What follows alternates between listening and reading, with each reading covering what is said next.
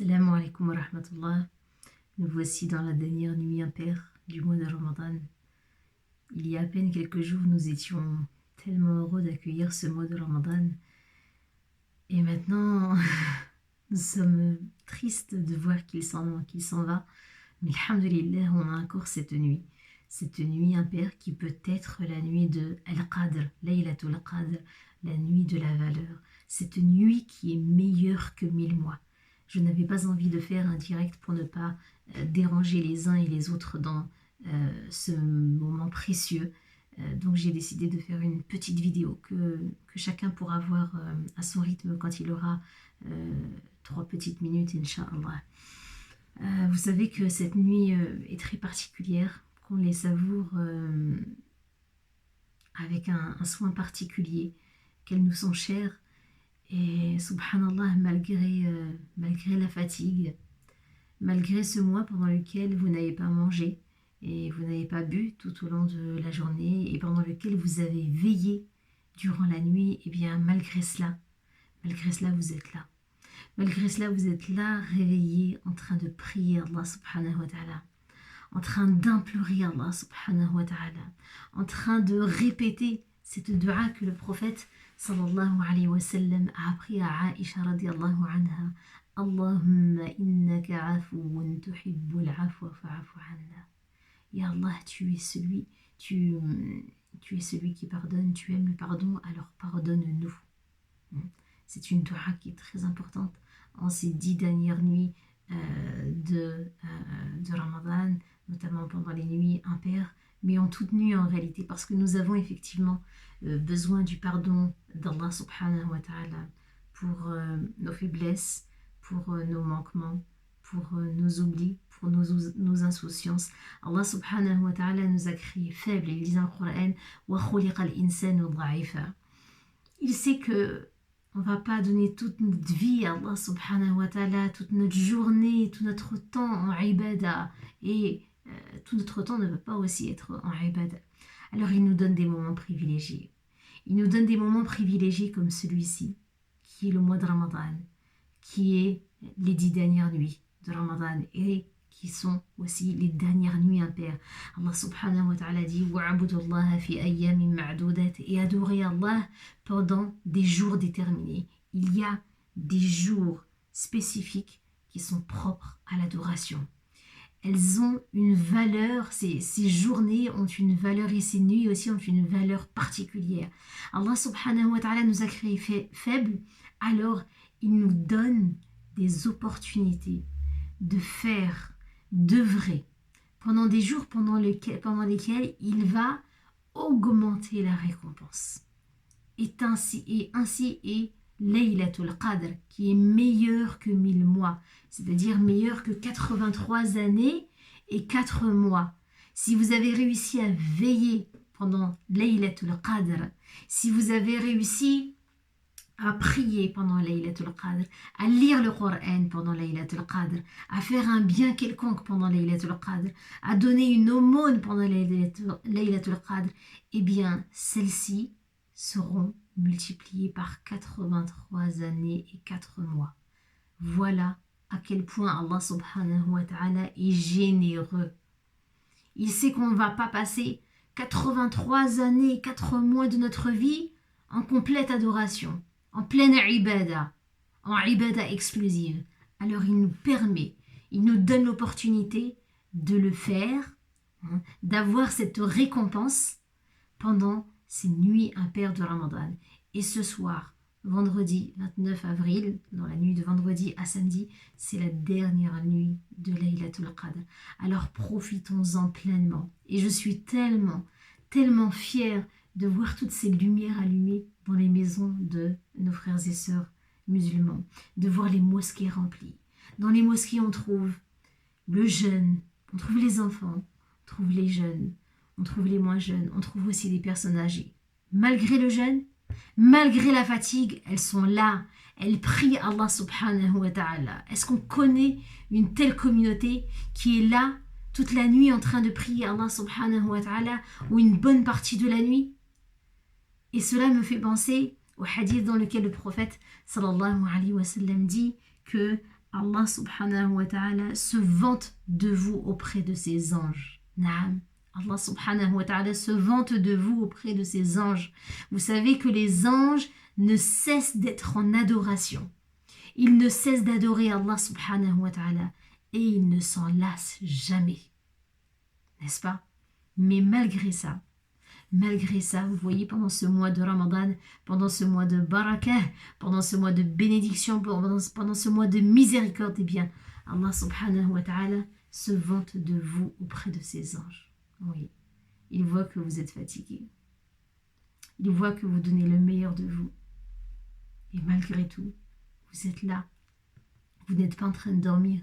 Vous êtes en train d'adorer Allah subhanahu wa ta'ala. Vous donnez de votre santé. Vous donnez de votre temps, vous donnez de vos sacrifices, vous donnez de votre argent, vous donnez de tout, de votre cœur tout simplement. Les cœurs s'attendrissent pendant ce mois de Ramadan. Allah Azza wa Jalla dit dans le Coran, ensuite vos cœurs se sont endurcis après cela, ils sont devenus comme de la pierre.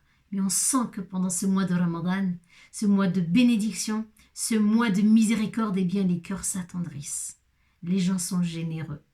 Les gens sont attentionnés à l'égard des autres. Les gens font attention à ce qu'ils font, à ce qu'ils disent. Ils ont la pleine conscience d'Allah subhanahu wa ta'ala. Ils savent que Allah est là, qu'il les surveille. Dans le moindre mot qu'ils vont dire, alors ils font attention. Nous faisons attention. Et c'est cela le sens de Ramadan. يا أيها الذين آمنوا كتب عليكم الصيام كما كتب على الذين من قبلكم لعلكم تتقون. Le jeûne vous a été prescrit, ou vous qui avez cru, le jeûne vous a été prescrit comme il a été prescrit à ceux qui vous ont précédés afin que vous atteigniez la taqwa. Le fait de se prémunir, le fait d'avoir cette conscience que Allah subhanahu wa ta'ala nous surveille, nous voit, et attentif à chacune de nos paroles, chacun de nos gestes, etc. Et on veut plaire à Allah subhanahu wa ta'ala. On sent qu'il est là avec nous. Alors on le craint, on l'aime plus que tout. Je ne vais pas tarder parce que cette nuit bénie est particulière et que c'est la dernière. Alors j'aimerais en cette dernière nuit vraiment vous inciter à une action très particulière auprès d'Allah subhanahu wa ta'ala. Vous savez que Allah Azza wa Jal dit que celui qui recherche la science, celui qui emprunte une voie dans laquelle il recherche la science, eh bien Allah subhanahu wa ta'ala lui facilite une voie vers le paradis. Vous savez que Allah subhanahu wa ta'ala a fait des savants les héritiers des prophètes. Sachez une chose, il y a des frères qui partent à la recherche du savoir, mais il y a aussi des sœurs. Et cette année, à l'IESH de Château-Chinon, ce sont les étudiants, sont principalement des étudiantes. 65% des étudiants de l'IESH de Château-Chinon sont des femmes. Ce sont des sœurs qui sont allées apprendre le Coran par cœur, avec des chaînes de transmission qui remontent jusqu'au prophète sallallahu alayhi wa sallam. Ce sont des sœurs qui sont parties, qui ont quitté leur famille, leur travail, leur vie, pour aller apprendre les sciences islamiques, pour vous les transmettre, pour revenir dans vos villes et vous enseigner. Enseigner à vos enfants, enseigner à vos frères, enseigner à vos sœurs, etc., etc. Eh bien, ces sœurs, aujourd'hui, ont besoin de vous. Elles ont besoin de nous. Parce qu'elles vivent dans un dortoir qui est très ancien et qui est vétuste. Des sanitaires qui sont très anciens et on a besoin de les rénover. On a la chance cette année d'avoir un doyen, Dr Al-Arabi Al-Beshri, qui est le doyen de l'IESH de Château-Chinon, qui a pris cette initiative, qui a eu cette initiative de rénover complètement le dortoir des sœurs, de rénover complètement leur sanitaire. Et on a besoin d'être dans un minimum de confort, d'être dans un environnement assez, un minimum agréable pour pouvoir étudier. Parce que ces sœurs, en fait, elles sont dans cet institut en internat, et toute la journée, elles sont en train d'apprendre le Coran, en train d'étudier Sharia, etc. Et elles peuvent pas rester dans un tel dortoir. Ce soir, nous avons besoin de vous. Contribuez à la cagnotte que nous avons mis en ligne pour l'IESH de Château-Chinon. Si vous aimeriez étudier là-bas et que vous n'en avez pas eu la possibilité, eh bien, aidez d'autres personnes, encouragez d'autres personnes, encouragez nos sœurs à pouvoir étudier dans des conditions convenables. Nous investissons, en investissant dans cette cagnotte, nous investissons dans notre paradis. Et tout cela, ce sera un grand ajr auprès d'Allah subhanahu wa ta'ala. Vous savez que le prophète sallallahu alayhi wa sallam dit dans un hadith que l'aumône ne diminue jamais, jamais, jamais les biens du serviteur. Vous avez de l'argent, en aucun cas, en faisant cette aumône que vous allez faire ce soir, cela va diminuer votre argent, en aucun cas. Sachez une chose aussi, je sais que pendant toutes ces dernières nuits de Ramadan, vous avez donné des sadaqat, ici et là, à telle association, à tel institut, dans telle mosquée, etc. Je sais ô combien vous avez été généreux et généreuses. Mais cette nuit-là est la dernière nuit impaire pendant laquelle il y a peut-être Laylatul Qadr. N'oublions pas, Laylatul Qadr khayrun min alfi shahr. La nuit de l'Qadr, de la valeur, est meilleure que 1000 mois. Meilleure que 83 années et 4 mois. Alors, ce soir, donnons un maximum. Ne comptons pas. Il ne faut pas qu'on se dise, ça y est, j'ai donné, il ne me reste plus grand-chose, j'ai plus rien, etc. Il y a la baraka. Il y a el khayr. Et ce que l'on va donner ce soir, ne sera jamais perdu. Au contraire, Allah subhanahu wa ta'ala va mettre la baraka dans nos biens. Le montant de la cagnotte, normalement, l'objectif de la cagnotte est de 120 000 euros. 120 000 euros. On est ce soir à 17 000 et quelques. Non. Mais nous avons confiance en Allah subhanahu wa ta'ala.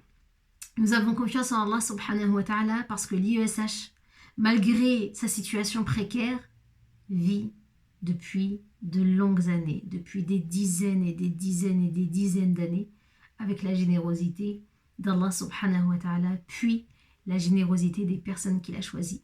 Parce que oui, si vous investissez dans cet endroit où est transmis le savoir, où est enseigné le savoir par des savants, par des chouïours de grande qualité, eh bien oui, ce ne sera jamais perdu. Vous investissez dans la Oumma, vous investissez dans l'avenir de la Oumma, dans la science, dans la formation des générations. Vous savez que l'IESH a été élu en 2013 meilleur institut de Coran au monde. Pas en France, pas en Europe, au monde. Ce sont des sœurs, des pépites. Je parle des sœurs parce que là, le projet est pour les sœurs. Des pépites qui sortent de cet institut. Des sœurs qui sont brillantes. Des récitations qui sont incroyables. Que même dans des mosquées, je ne trouve pas. Et cela sans exagérer. Sans exagérer. Beaucoup d'instituts dans lesquels vous étudiez aujourd'hui en ligne, etc., sont des instituts qui ont été fondés par des frères ou des sœurs qui ont étudié dans ces endroits.